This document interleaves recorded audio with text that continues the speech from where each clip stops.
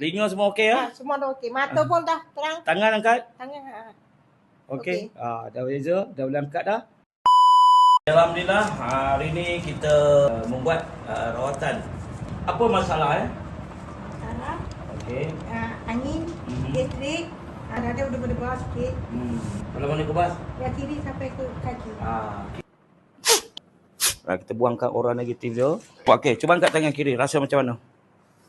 Jatuh balik. Ringan ke tidak? Rasa laju rasa Laju.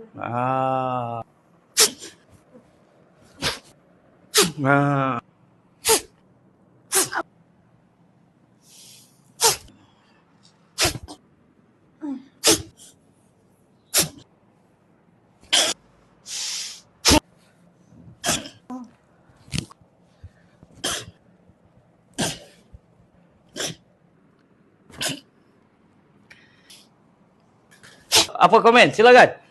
Telinga semua okey ya? Semua dah okey. Mata pun dah terang. Tangan angkat. Tangan. Okey. Dah beza, dah boleh angkat dah. Kaki kebas macam mana?